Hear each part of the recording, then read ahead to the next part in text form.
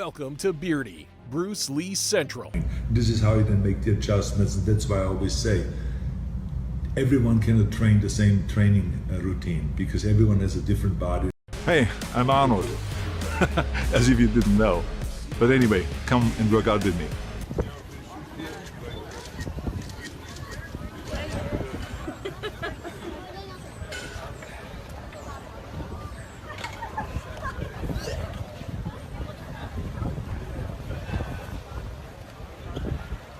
Oh yeah, still got it. Oh yeah.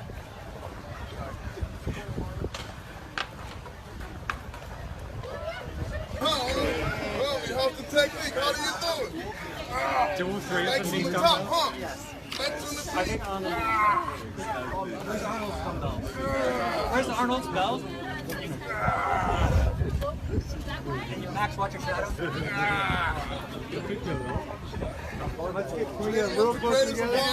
Closer in. That's it. Hey everybody, it's Birdie here. What's going on, guys? Okay, so Arnold and Bruce Lee, two of my heroes. Now, both of these guys came to the United States with nothing but a dream. And Arnold ended up becoming the biggest action star on the planet. And Bruce Lee ended up becoming a martial arts icon, the biggest martial arts icon ever. And I actually got to sit down and talk with Arnold, one of my heroes. And we talked about the UFC, we talked about bodybuilding, we talked about martial arts, and we talked about Bruce Lee. So Arnold explains how to get a body like Bruce Lee. These two guys have a lot in common. They were both ahead of their time, especially when it comes to nutrition and bodybuilding. So enjoy this interview, guys, and remember one thing. This is Arnold we're talking about, okay?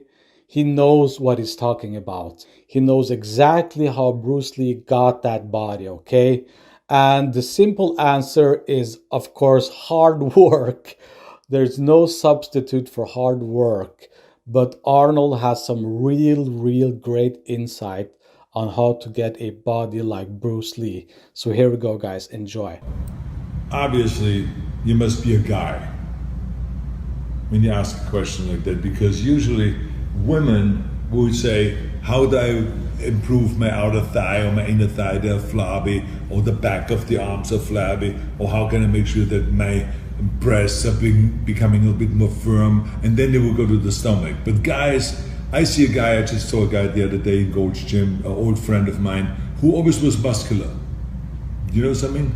That now 20 years later, I've seen him for the first time again, he was still muscular.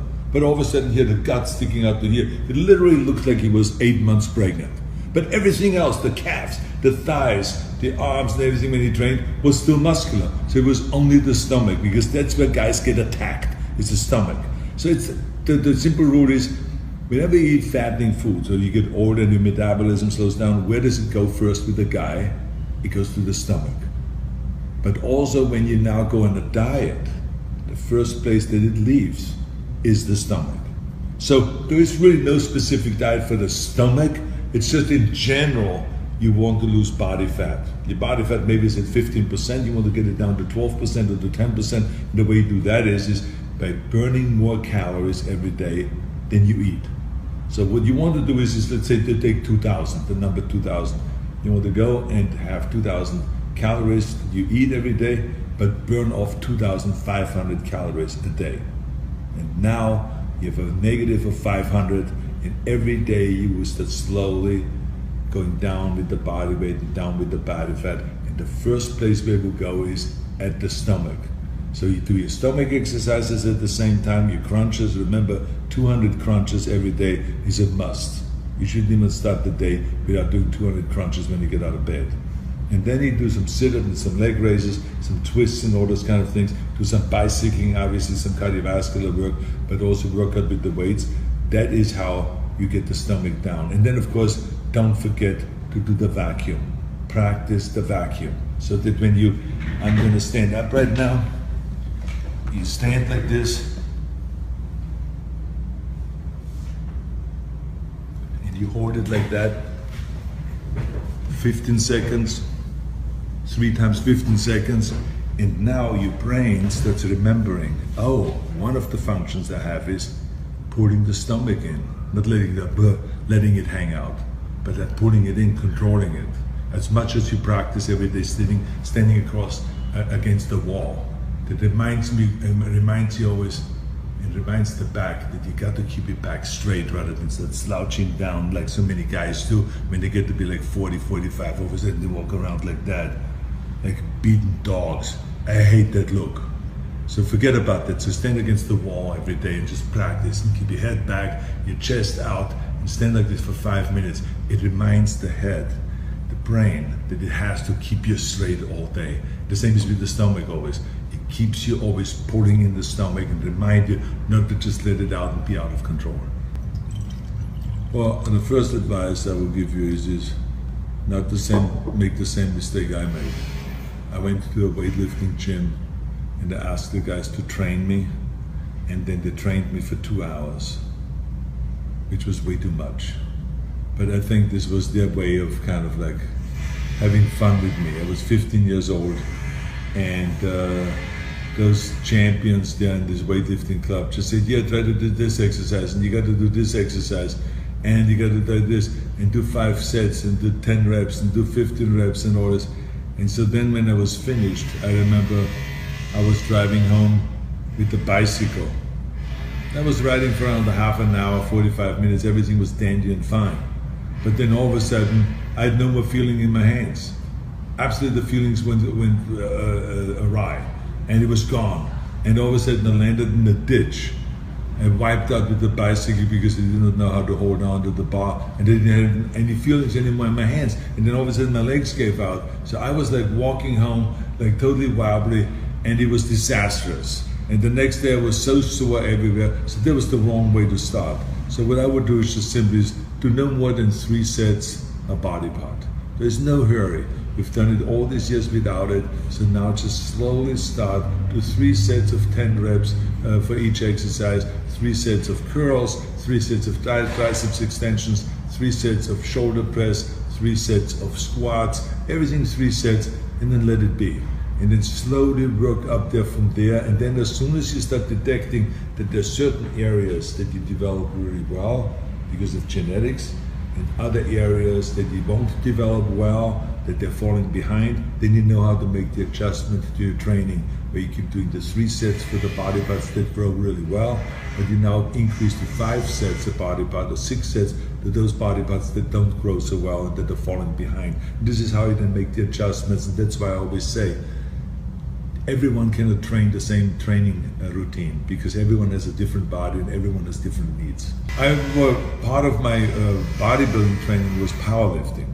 So we did strongman stuff, but I did not do like the stone lifting. There was a stone lifting in Munich, but we didn't really train for it because that stone or that cement block, it was really, that weighed 580 pounds. It wasn't really available all year. So they would bring it out at Beer Fest, and then they will be available for 30 days. And so you can beat this 30 days, you can come there and you can be the day's champion, and they will register you and will write you down, and you get listed as one of the champions of the day. And then on the end of the month, all the 30 champions of this, each day, the champions, they come together on this one day and they compete against each other. So that's, and then that stone goes away again. So you can't really train with that all year long. But I mean, we would do, you know, lifting, heavy lifting, power lifting and stuff like that. But I wouldn't say I did any of the traditional strongman stuff, like throwing tires and you know, throwing logs through the air and all that stuff. I never did any of that. I think the worst injury that I've ever had was my knee injury, which occurred in South Africa doing a combination of a squat when the weightlifting platform moved apart, and all of a sudden the legs started spreading, and I had 500 pounds on my shoulder, and the whole thing started collapsing, the weight falling over me and all this. And then the leg straightened out. I was shaking there on stage, and you know, my leg was shaking, and then pop, it popped back in. So I said to myself, you know, even though I was sweating and I was kind of almost passing out, I said to myself that, I can get up. And they helped me up, and I got up, and I said, I can walk, even though very, kind of slow, with a limp, but I could walk, so therefore I can do my posing routine. I just, remember not to be that kind of, to be careful.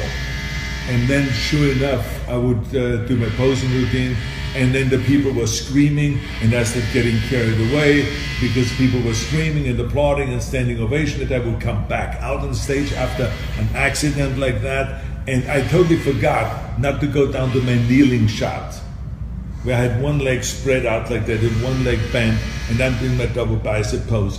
And I went down like that, and then the knee went pop back out again. And then I fell over, and I was like in pain again, and I was shaking, and then it popped loud again and all that stuff. I mean, people heard it all the way to the back row. It was like wild. And so then I had to come back, and I had to get knee surgery. And then the doctor said, I had the cartilage surgery, meniscus, the kneecap was moved to the side, the tendon was torn, and blah, blah, blah. I mean, everything was wrong with the knee. But I had a good doctor by the name of Dr. Carter, from 𝘽𝙧𝙪 and 𝘽𝙧𝙪, from their office here, and I had good physical therapy afterwards, and within 4 months I could start squatting again and prepare myself for the 1973 Mr. Olympia competition, and my thighs were actually the best in 1973 because I really paid close attention to it and made this kind of like the priority principle. Joe Weed always talked about the Weeder priority principle, but this is what it was, where I did thighs first from that point on and really paid close attention to it.